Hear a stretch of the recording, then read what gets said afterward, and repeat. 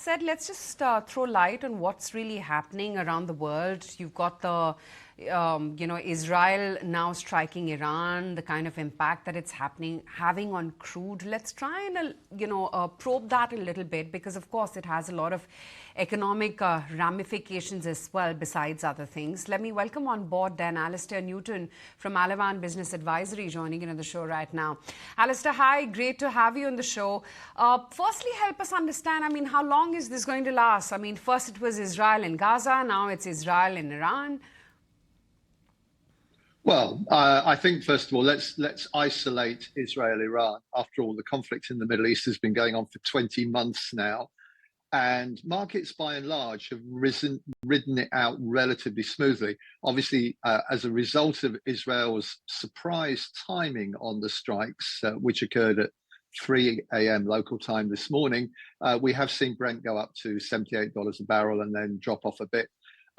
I think markets are going to have to get used to the fact that this phase in the conflict between Israel and Iran is likely to go on for some weeks, even if we see American military intervention to support Israel during the course of the ongoing action. Okay, Alastair, also help us understand what the impact could be in terms of markets globally. We're seeing US futures have already taken a nosedive. You have certain gas counters globally also that are not doing well on the back of the news flow that the gas pipeline between Iran and Iraq could be under trouble, although we have news coming in from Iraq that is looking safe as of now. What could be the global impact of a situation like this if it were to escalate further? Well, first of all, clearly, I do think it is going to escalate further because we are going to see Iranian retaliation. We're going to see more Iranian strikes back at Israel. It is likely that if that comes in the form of ballistic missiles, that the Israelis will get support from America and possibly others in efforts to intercept those missiles before they actually reach Israel. So yes, we are inevitably going to see some escalation. It's not clear exactly how much at this stage. To go to your question, though, if we look back at the pattern for the last 20 months since 7 October 2023, what we have seen very consistently is when there has been a new development, a new phase in this conflict, an escalation of some sort, we tend to get a spike in oil, not as big as the one we've seen over the course of the last few hours, but nevertheless a spike. And then over the course of the next few days, market concerns have eased and oil has reverted back somewhere towards where it was before that spike took place.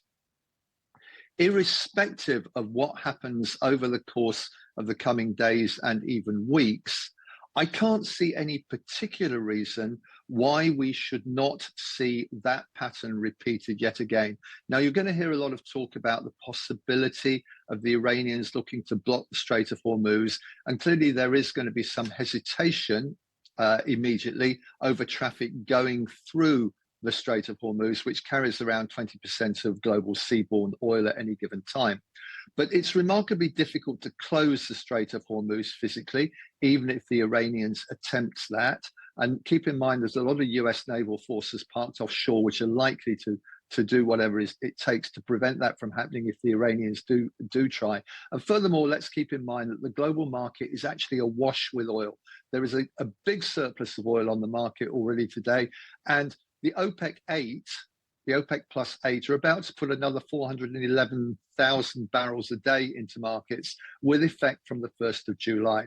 So I'm not particularly concerned about the oil price. I think if anything from where it is today, we are looking at it reverting back somewhere towards the previous norm in the $65 to $70 a barrel range. Yeah, it seems like what you're seeing right now is at best a knee-jerk reaction, perhaps. But, just diving a little bit deeper into the economic ramifications, Alastair, of what's going on with the strike on Iran right now. I guess chemical exports from Iran and natural gas are the two resources which would get impacted, right? Yes, but again, first of all, those facilities are not as yet being targeted as far as we're aware. I think we should wait and see what's going to happen. We are looking at something of a global economic slowdown. Let's keep that firmly in mind. The latest forecast from the IMF, OECD last week during the course of their annual ministerial meeting, they're not optimistic about global growth generally, because we do have to put all this in the bigger context of the impact of the Trump tariffs and just the general global situation, which is not particularly positive at the moment. So I don't think we're necessarily going to see demand for hydrocarbon-based exports being impacted negatively by these events in the Middle East, which, okay, the timing's a surprise, as I said earlier, but I think markets have always been well aware that Benjamin Netanyahu has a personal determination, supported by his government, obviously, to, as he sees it, finish the job of securing Israel's domestic security and paramountcy in the Middle East region. Alastair, to understand better, what can you help us understand in terms of the impact on supply chains, various supply chains that this disturbance in the West Asian region is going to have? Because the last time we saw a similar disturbance coming in from Israel and Gaza, a lot of supply chain globally was affected. Other than oil and gas, could it perhaps be freight transportation, shipping, aviation, food perhaps to some extent? Do you believe supply chains over here stand to be disrupted?